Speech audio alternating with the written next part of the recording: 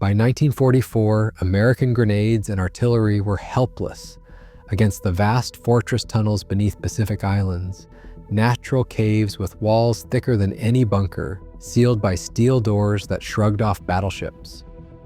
Then came a weapon Japan dreaded above all, 70 pounds of jellied gasoline carried on a Marine's back.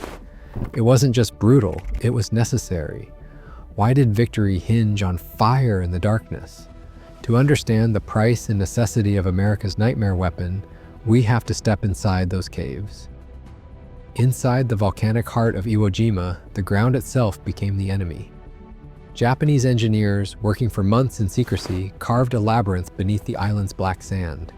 The result was a hidden fortress, over 11 miles of tunnels snaking through solid rock and linking hundreds of chambers. Some rooms stretched 50 meters long and soared 20 meters wide, stacked in layers like an underground city. These were not rough caves, but carefully planned defenses. Passageways twisted and turned, designed to trap blast waves and choke off flames. Shafts and vents cut to the surface and drew in fresh air, keeping defenders alive even as the world above burned.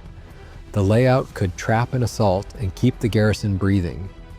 Entrances vanished behind steel doors, thick enough to shrug off direct hits from battleship guns. Artillery crews could wheel their weapons out, fire, and retreat behind barriers that no shell could breach. Machine gun nests covered every approach, their fields of fire overlapping so that one position always protected another. The walls, volcanic basalt harder than concrete, laughed off explosives. Grenades bounced harmlessly. Tanks and bulldozers found nothing to crush but empty sand. Captured blueprints revealed multi-level tunnels, some plunging deep enough to shelter entire companies. Staircases, storage rooms, and command posts dotted the network, all connected in a maze that seemed to have no end. The plan was built to endure. For the Marines above, every ridge and crater hid an unseen world below, a fortress built to survive any bombardment and to kill anyone who tried to enter. Clearing one of these positions meant getting inside, and inside meant fire. The tunnels turned the island into a defense that no bombardment could simply erase. Wave after wave of American firepower crashed against the caves, but nothing seemed to work. After-action reports from Iwo Jima and Peleliu tell the same story. Grenades rolled into openings, only to be hurled back out by defenders crouched behind stone walls. Rifle bullets flattened or ricocheted off the rock, leaving the men inside untouched. Engineers tried satchel charges, 20 pounds of explosives at the mouth of a tunnel, but the blast would barely scuff the entrance, while the defenders waited safely in chambers deep underground. Tanks prowled the surface, their cannons aimed at cave mouths. But the barrels could not angle down low enough, and the shells simply shattered harmlessly against basalt. When bulldozers pushed forward to bury the openings, Japanese gunners would swing open their steel doors, fire, and vanish before the next shell could land. The caves turned every attack into a dead end. Commanders grew desperate. Reports from the 4th and 5th Marine Divisions described entire platoons pinned down for hours by a single machine gun hidden in the rock.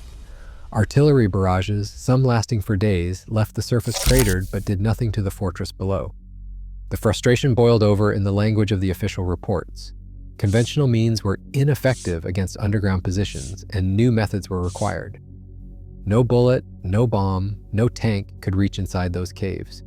The only way to kill what you could not see was to send something inside that would fill every corner, something that could flow around bends, through vents, and into the lungs of anyone hiding within. That meant fire. On the battlefield, the M2 flamethrower looked almost simple, a metal backpack, a hose, and a wand. But inside it was a tightly engineered system built for a single, terrifying job. The core was a trio of tanks strapped to the operator's back, 2 for fuel and 1 for compressed nitrogen. Empty, the rig weighed 43 pounds. Filled with nearly 4 gallons of thickened gasoline, it tipped the scale at 68 pounds. That fuel was not just gasoline, it was often thickened with napalm, turning it into a sticky, burning gel that clung to everything it touched. The nitrogen tank did more than just push the fuel out. It delivered a steady, relentless pressure, ensuring every burst had the same force from the first second to the last.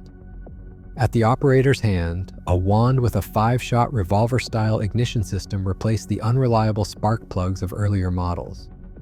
Each pull of the trigger fired a blank cartridge, lighting the stream instantly with no hesitation even in the wet, muddy chaos of the Pacific. Range depended on conditions and fuel mix. Standard gasoline could reach 65 feet. With napalm, the burning arc stretched as far as 132 feet in perfect circumstances. But the true limit was time. Each tank carried just enough for 7 seconds of continuous fire, half a gallon burned every second. 7 seconds to clear a cave, a bunker, or a pillbox. When the tanks ran dry, the operator was left carrying almost 70 pounds of dead weight and a target on his back. The M2 was unforgiving. 7 seconds of power, then nothing. Late in 1944, American forces pushed into the battered streets of Manila. Japanese troops had turned the city's stone buildings and concrete bunkers into strongholds, pouring machine gun fire from shattered windows and hidden corners.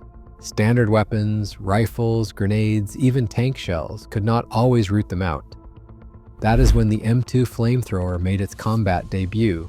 Marines and Army engineers, carrying the heavy tanks on their backs, advanced under fire toward barricaded doorways and pillbox slots. With a squeeze of the trigger, a jet of burning napalm swept through shattered walls, turning darkened rooms into firestorms. Where bullets bounced off reinforced concrete, flame found every crevice. In building after building, defenders who had refused to surrender now faced a weapon that left nowhere to hide. One Marine officer wrote in his field report, "We cleared more in minutes with the flamethrower than we could have with hours of grenades and rifle fire." The weapon had proven itself, not just in theory or training, but in the unforgiving chaos of urban combat.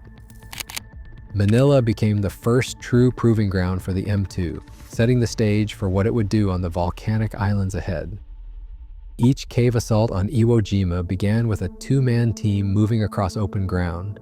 The operator bent under the weight of the M2 flamethrower and his assistant close behind, carrying extra fuel.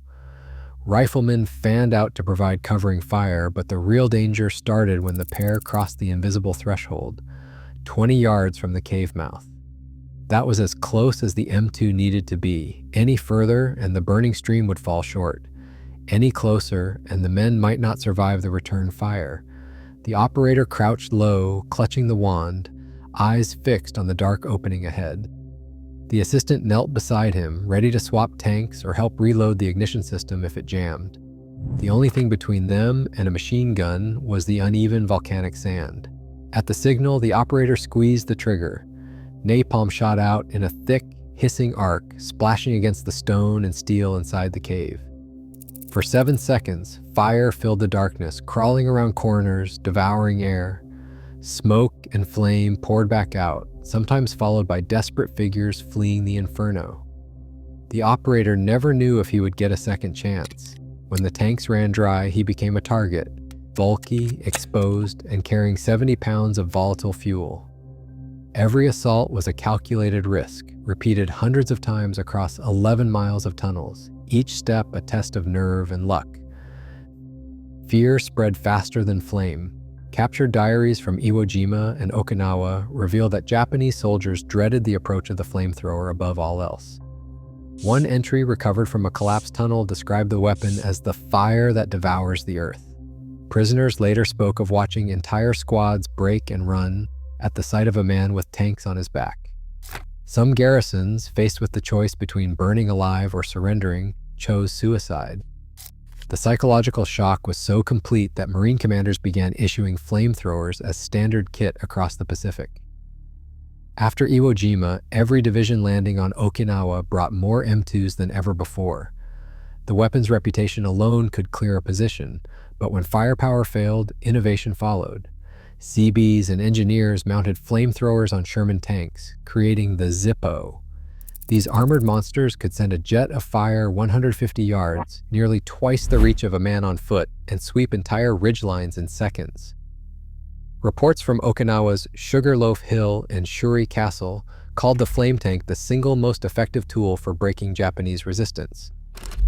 By the summer of 1945, the M2 and its successors, M2-2 and M9, had become the nightmare standard, reshaping both the battlefield and the minds of those who fought on it. The ethics of battlefield fire still echo through military doctrine today. As new wars push technology forward, the brutal lessons of the Pacific remain a warning. Some weapons win ground, but always at a cost measured in sacrifice, not glory. How we remember that cost shapes what we choose next.